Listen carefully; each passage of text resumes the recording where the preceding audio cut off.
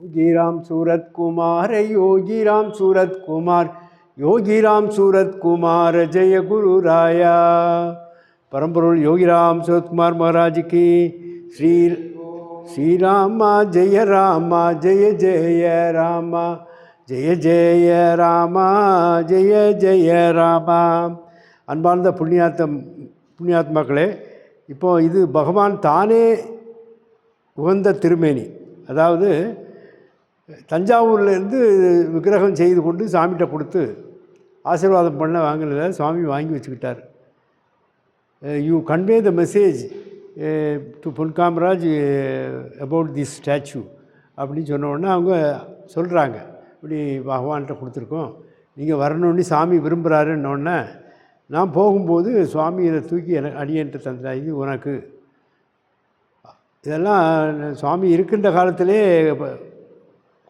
செய்து கொடுக்கப்பட்டது. அது நமக்கு தானே உகுந்த திருமேனியாக இது எங்கெல்லாம் கொண்டு செல்கிறியோ அந்த இடத்துல நான் இருப்பேன்.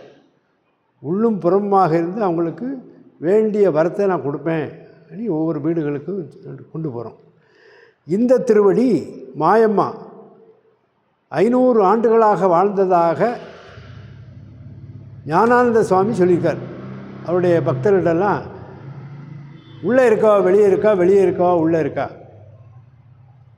பாலா திரிபுர சுந்தரி தான் கன்னியாகுமரி தேவி. அந்த தேவி பக்கத்திலேயே அம்மா இருந்தா, மாயம்மா. எல்லாருக்கும் தெரியும். அவளை பற்றி 300 ஆண்டுகளுக்கு முன்னால் நம்ம ஐயா வைகுண்டர் சொல்கிறார், பகவானை பற்றி சொல்கிறார், அம்மாவை பற்றி சொல்கிறார். அகத்திய முனிவர் எல்லா 18 சித்தர்களையும் பற்றி சொல்கிறார். அப்படி சொல்லும்போது சுவாமியை பற்றி சொல்லும்போது குவட்டை சிரட்டை உடன் பனை ஓலை விசிறி உடன் அண்ணாமலை இருப்பான் காணிமடத்தில் கோயில் கொள்வான் சிவனே ஐயா. கண்டு பணிந்தவருக்கு கை நிறைய உண்டு கைலாசம் உண்டு. இந்த திருவடி மாயம்மா போட்டு நடந்தது. பார்த்தா பெருசாக இருக்கேன்னு நினைக்காங்க. அம்மா பரிக்கிரமா போவாங்க, ஒவ்வொரு கடையாக 100 நாய்கள் பின்னால் போவோம். அதில் உள்ள பலகாரங்கள்லாம் தூக்கி இந்த நாய்களுக்கு போடுவாங்க. அப்போ ஷூ போட்டிருப்பாங்க.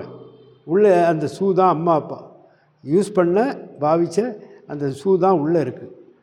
அதை கட்டித்தர்றதுக்கு பெரிய பாடு. அதை கணேசன் அவர்கள் இதெல்லாம் தங்க முலாம் பூசி எல்லாமே சிறப்பாக செய்து விட்டார். அதுக்கு பிறகு இந்த திருப்படி பாலா திரிபுர சுந்தரி நம்ம கன்னியாகுமரி தேவி, தேவி மாயி கன்னியாகுமாரி யோகிராம் சூரத்குமார்னு நாங்கள் பாடுவோம். இந்த பாலா இந்த பக்கம் இருக்கிறது அகத்திய மகரிஷியுடைய திருவிக்கிரகம். அந்த அகத்தியருடைய ஜீவநாடி தரும்போது இதையும் கொடுத்துட்டாங்க.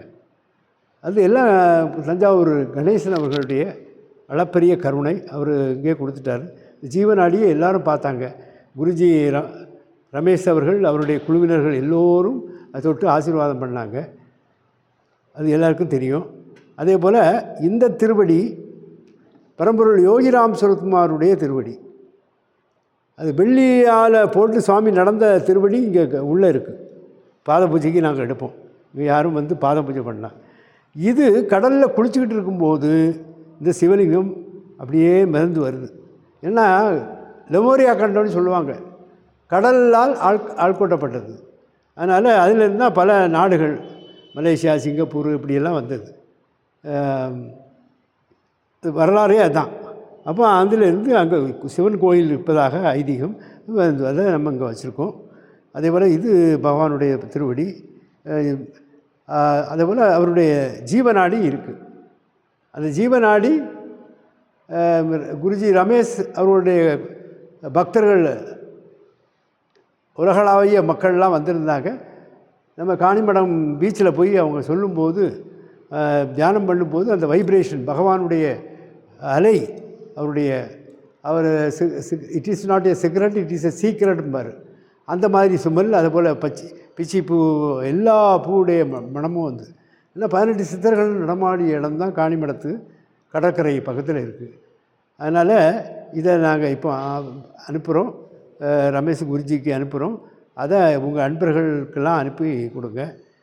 அதே போல் அவங்க எல்லாரையும் இந்த கட்டுமான பணிக்கும் இந்த நிலம் வாங்கிய தொட்டாப்பில் நிலமெல்லாம் வாங்கியிருக்கோம், வாங்கிக்கு ஏற்பாடு பண்ண அந்த இதுக்கும் தாராளமாக நிதியுதவி செய்யுமாறு அன்புடன் வேண்டிக் கொள்கிறோம். ஜெய் யோகிராம் சுரத்குமார் மகாராஜுக்கு வெற்றி வெற்றி, ஜெயம் ஜெயம்.